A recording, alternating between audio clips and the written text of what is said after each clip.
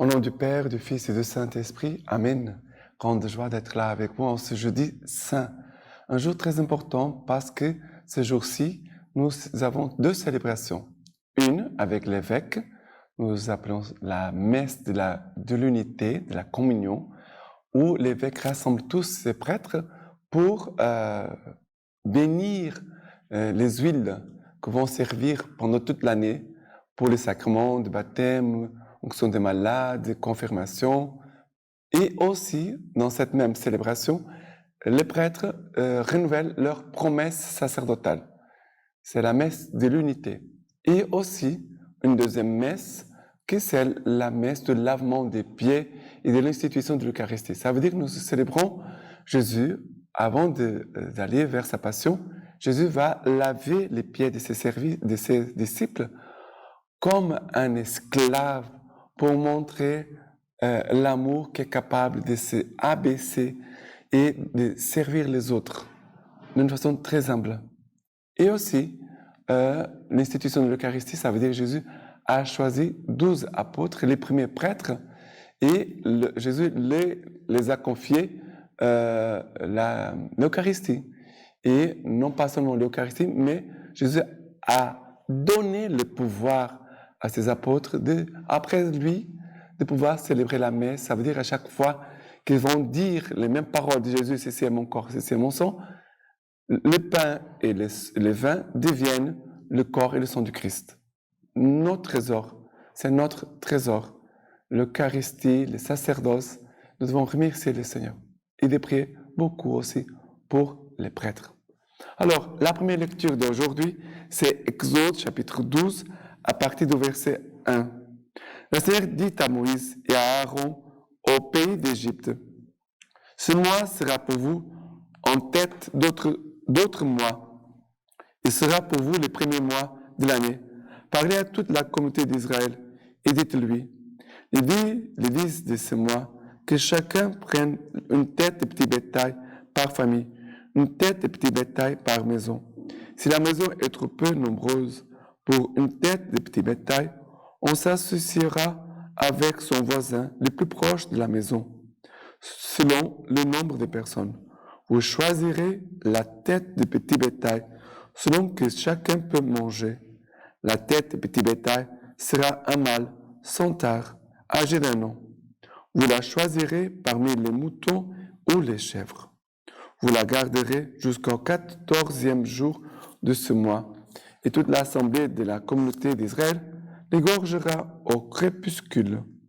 On prendra de son sang et on le mettra sur les deux montants et les linteaux des maisons, où on les mangera. Cette nuit-là, on mangera la chair rôtie au feu.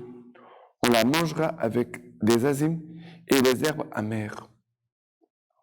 C'est ainsi que vous la mangerez, vos reins sains, vos sandales aux pieds et votre bâton en main. Vous la mangerez en toute hâte. C'est une Pâque pour le Seigneur. Cette nuit-là, je parcourrai l'Égypte et je frapperai tous les premiers-nés dans les pays d'Égypte, tant hommes que bêtes, et de tous les dieux d'Égypte. Je ferai justice, moi le Seigneur. Le sang sera pour vous un signe sur les maisons où vous vous tenez. En voyant ce signe, je passerai outre et vous échapperez au fléau destructeur lorsque je frapperai les pays d'Égypte. Ce jour-là, vous en ferez mémoire et vous les fêterez comme une fête pour le Seigneur. Dans vos générations, vous la fêterez. C'est un décret perpétuel. C'est un décret perpétuel de célébrer la Pâque. Et cette Pâque qui se passe en Égypte, quand les Hébreux étaient esclaves des Égyptiens, ça va être l'événement plus marquant pour toute l'histoire d'Israël. Les Juifs, chaque année, célèbrent la Pâque en faisant mémoire de cet événement. Ils sont sortis d'Égypte, le Seigneur les a fait passer par la mer Rouge, et ils ont trouvé la liberté. Ici, cette Pâque, elle est célébrée avec une bête de petit bétail, mâle sans tard, âgé d'1 an.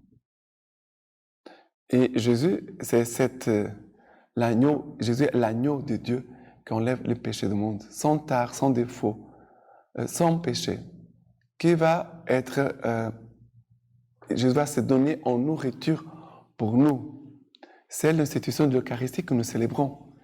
Et si dans l'Ancien Testament, c'était la tête d'un petit bétail qu'on mangeait, que les gens mangeaient, mais pour nous, c'est le corps et le sang du Christ que nous mangeons et qui nous fait passer de l'esclavage vers la liberté, de la mort vers la vie.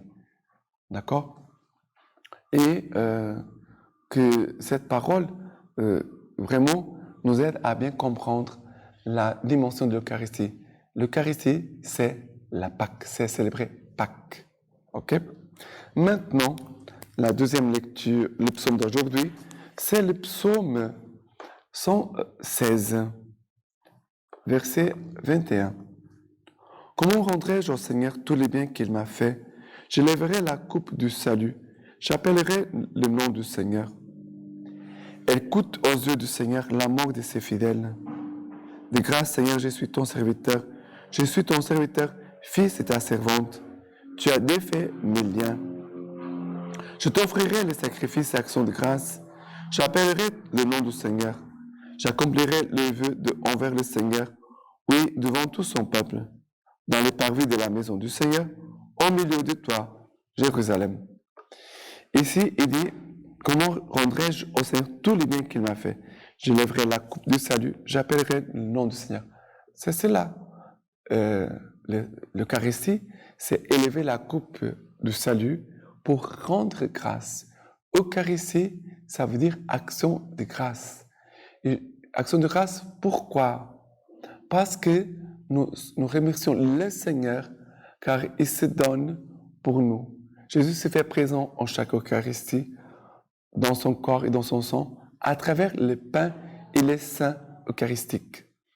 Et Jésus qui vient vraiment nous nourrir de lui-même, de sa personne, de son corps, son sang, son âme et sa divinité. Jésus veut nous nourrir et aussi nous donner d'accomplir nos vœux envers le Seigneur, devant tout son peuple. Ça veut dire d'accomplir, non pas seulement on veut une promesse, mais ça veut dire que je veux devenir comme Jésus. Je veux vivre comme Jésus. Jésus qui vient habiter en nous, nous devons vivre de lui, par lui et pour lui. Nous devons vivre de lui, par lui et pour lui. Pour que nous puissions, à partir de Jésus Eucharistie en nous, nous puissions vraiment glorifier le Père comme Jésus l'a fait pendant toute sa vie. Deuxième lecture d'aujourd'hui, c'est 1 Corinthiens, chapitre 11, à partir du verset 23. Pour moi, en effet, j'ai reçu du Seigneur ce qu'à mon tour je vous ai transmis. Le Seigneur Jésus, la nuit où il était livré, prit du pain et, après avoir rendu grâce, le rompit et dit, « Ceci est mon corps qui est pour vous. Faites ceci en mémoire de moi. » De même, après le repas, il prit la coupe en disant, « Cette coupe est la nouvelle alliance en mon sang. Chaque fois que vous en boirez, faites-le en mémoire de moi. Chaque fois, en effet, que vous mangez ce pain et que vous buvez cette coupe, vous annoncez la mort du Seigneur jusqu'à ce qu'il vienne. » Célébrer l'Eucharistie, ce n'est pas faire mémoire de quelque chose qui s'est passé il y a longtemps, mais ici le mot faire mémoire, ça veut dire actualisation, ça veut dire ce qui s'est passé dans le passé sera présent aujourd'hui. Ça veut dire que chaque Eucharistie, c'est une seule Eucharistie. Écoutez bien, chaque Eucharistie, c'est une unique et même Eucharistie. Ça veut dire que la scène que Jésus a célébrée avec ses apôtres, elle est célébrée aujourd'hui. La scène avec ses apôtres, que Jésus a célébrée avec ses apôtres, c'est la même demain, c'est la même après-demain. C'est l'unique et même Eucharistie. Parce que toutes les Eucharisties, elles sont rattachées à la même unique Eucharistie que Jésus a célébrée avec ses apôtres. Pourquoi? Parce que dans cette Eucharistie, Jésus a célébré sa passion, sa mort et sa résurrection. Il n'y a pas deux morts, deux passions et deux résurrections. Une unique mort, unique résurrection. Et c'est pour cela que ici, le mot « faites mémoire », quand vous faites cela en mémoire de moi, ça veut dire quand vous allez répéter mes paroles, c'est mon corps, c'est mon sang, je suis là. C'est ma passion, ma mort et ma résurrection qui est célébrée, qui est en train de se réaliser devant vous. C'est cela. Chaque Eucharistie, nous sommes en mon calvaire devant Jésus qui se donne en sacrifice pour notre salut. Nous sommes là avec Marie et Jean au pied de la croix. Chaque Eucharistie. En fait, c'est l'unique Eucharistie. Ok? Et voilà que le Seigneur vraiment nous laisse ici, à travers Saint Paul, l'institution de l'Eucharistie. C'est une grande richesse. Saint Paul est en train de nous dire, regardez, tout proche de Jésus, Saint Paul, il est contemporain de Jésus, il est en train de nous dire, voilà comment nous allons célébrer la messe. Voilà.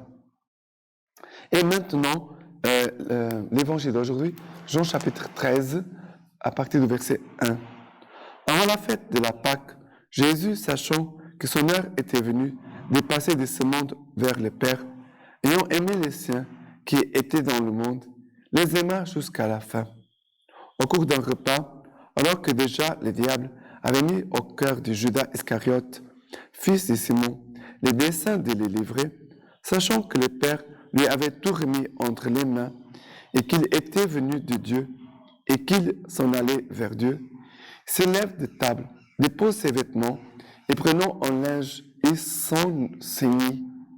Puis il met de l'eau dans un bassin et il commença à laver les pieds des disciples et à les essuyer avec les linges dont il était saint. Il vient donc à Simon-Pierre qui lui dit, « Seigneur, toi me laver les pieds ?» Jésus lui répondit, « Ce que j'ai fait, tu ne le sais pas à présent. Par la suite, tu comprendras. » Pierre lui dit, « Non, tu ne me laveras pas les pieds jamais. » Jésus lui répondit, « Si je ne te lave pas, tu n'as pas de part avec moi. » Simon-Pierre lui dit, « Seigneur, pas seulement les pieds, mais aussi les mains et la tête. » Jésus lui dit, « Qui s'est baigné n'a pas besoin de se laver. Il est pur tout entier. Vous aussi, vous êtes purs, mais pas tous. » Il connaissait en effet celui qui les livrait. Voilà pourquoi il dit, « Vous n'êtes pas tous purs. » Quand donc il leur eut lavé les pieds, qu'il eut repris ses vêtements et se fut remis à table, il leur dit, « Comprenez-vous ce que je vous ai fait? Vous m'appelez Maître et Seigneur et vous dites, « Bien, car je le suis. » Si donc je vous ai lavé les pieds, moi le Seigneur et le Maître, vous aussi vous devez vous laver les pieds les uns aux autres. Car c'est un exemple que je vous ai donné, pour que vous fassiez, vous aussi, comme moi, j'ai fait pour vous. Ici, Jésus, dans une attitude d'amour qui s'abaisse, Jésus prend la place de l'esclave. Qui faisait ses services? C'était les esclaves. Jésus se met à la place, à la dernière place. C'était la place des esclaves. Il va laver les pieds de ses apôtres, de tous ses disciples. Et qu'est-ce qui se passe? Pierre dit, « Non, Seigneur, tu ne me laveras pas les pieds. » C'est l'orgueil de Pierre qui parle encore trop fort. Jésus dit, « Si je ne te lave pas, tu n'as pas de part avec moi. » Comment nous pouvons avoir part avec Jésus? Par l'humilité et d'accepter les desseins de Dieu. Accepter les desseins de Dieu. Et accepter que Jésus puisse laver ses pieds. Une attitude humble. Mais Jésus va dire, vous êtes purs, mais pas tous. Et cette parole, elle est très importante parce que nous devons nous rendre compte qu'est-ce qu'en moi, c'est encore impur. Quelle est l'impureté qui habite encore en moi? Quelle est l'impureté dont je dois me débarrasser? Et après, Jésus va dire une chose très importante aussi. Vous m'appelez Maître et Seigneur et vous dites bien, car je le suis. C'est donc moi, je vous ai lavé les pieds, moi le Seigneur et le Maître, vous aussi, vous devez vous laver les pieds les uns aux autres. Et dans notre Église, je ne parle pas dans le monde, mais dans notre Église, il y a beaucoup de monde qui aime donner des ordres. Il y a beaucoup de monde qui veut être des maîtres, mais pas beaucoup qui aiment servir. Ou qui acceptent de bon cœur de servir. Et Jésus est en train de nous dire, il n'y a pas ici des chefs et des esclaves. Quelqu'un qui donne des ordres et les autres vont mettre en pratique. Nous sommes tous au service des uns des autres. Et surtout les services les plus simples et plus humbles. Moi, comme prêtre, je dois mettre à votre service d'une façon très humble. Non pas comme un chef, mais comme un serviteur, comme Jésus. Quel est le modèle? Être un esclave. Je dois servir comme Jésus, qui s'est abaissé comme esclave. Les autres sont supérieurs à moi. C'est cela que Jésus est en train de dire. Tu dois considérer les autres supérieurs à toi. Mais moi, je suis prêtre, je suis religieux. Je dois me mettre à la dernière place et de considérer les autres supérieurs à moi et de bien les servir avec beaucoup d'amour et de respect. Non pas comme un chef, comme un tyran qui va opprimer les autres et écraser les autres. Jésus est en train de nous appeler vraiment à vivre les services d'une façon très humble et dans l'amour. Heureux êtes-vous si vous le faites, dit Jésus.